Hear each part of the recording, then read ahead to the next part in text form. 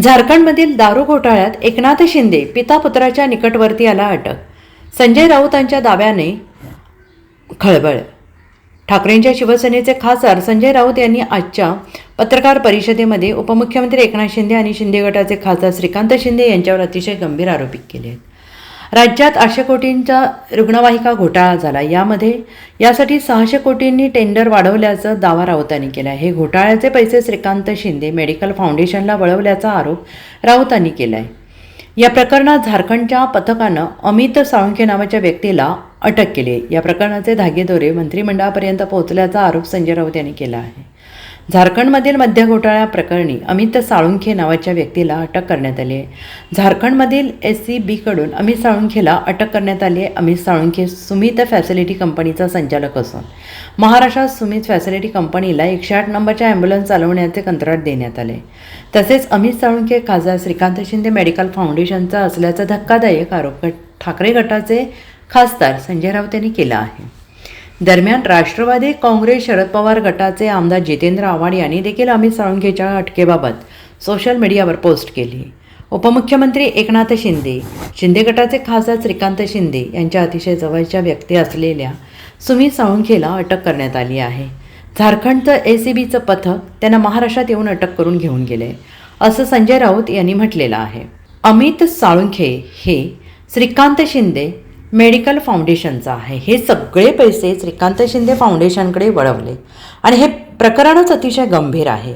यामध्ये कोणाचे पैसे कोणाच्या मेडिकल फाउंडेशनमध्ये गेले, यामधील निवडणुकीला किती रुपये मागितले हे समोर येईल असं संजय राऊत यांनी म्हटलं आहे. महाराष्ट्रात तब्बल 800 कोटींचा घोटाळा झाला आहे. देवेंद्र फडणवीस यांना मंत्रिमंडळ साफसफाईची गरज आहे असा हल्लाबोल संजय राऊत यांनी केला आहे. मंत्रिमंडळामध्ये कोणाला ठेवायचं आणि कोणाला काढायचं, कोणाला वगळायचं हा सर्वस्वी मुख्यमंत्र्यांचा अधिकार असला किंवा आहेच, तरी या सरकारचा रिमोट कंट्रोल दिल्लीत अमित शहांकडे. दिल्लीत काय, काल मुख्यमंत्री दिल्लीत गेले एका कार्यक्रमासाठी, पण त्यांचा मुख्य हेतू हा या मंत्रिमंडळामध्ये जे काय सध्या गोंधळाचं वातावरण सुरू आहे आणि त्यांच्या नियंत्रणाबाहेर स्थिती गेलेली आहे,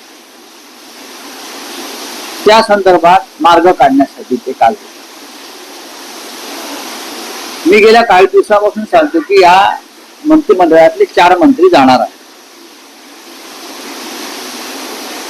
संजय शिरसाट एक मंत्री आहेत मला वाटतं, त्यानंतर माणिक कोकाटे,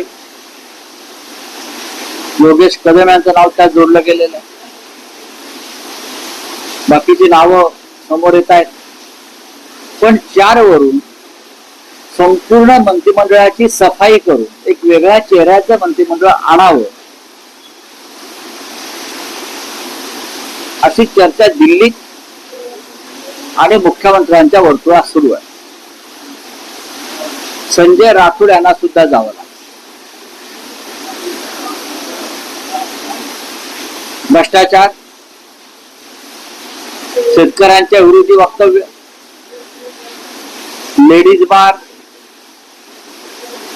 घोटाळे,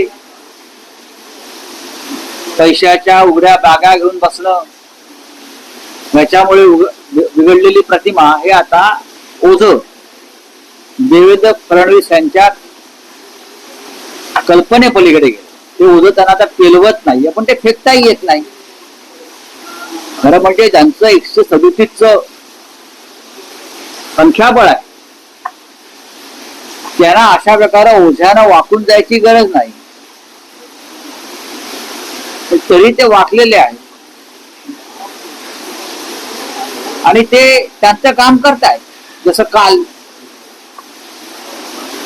काय झारखंड मधून एक टोळी आली, एक पथक आलं SCBचं आणि अमित साळुंखे नावाच्या व्यक्तीला अटक करून गेले. आपल्याला माहिती आहे सुमित फॅसिलिटी. ते सुमित फॅसिलिटी काय आहे?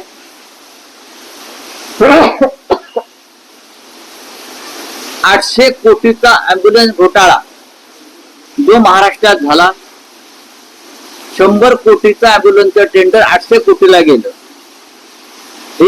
ते सुमित फॅसिलिटीजचे लोक 108 नंबर अँब्युलन्स. आठवत आहे, मी स्वतः हा विषय काढलेला आणि त्याचे सूत्रधार आम्ही साळुंखे. 650 कोटींनी टेंडर वाढवलं गेलं.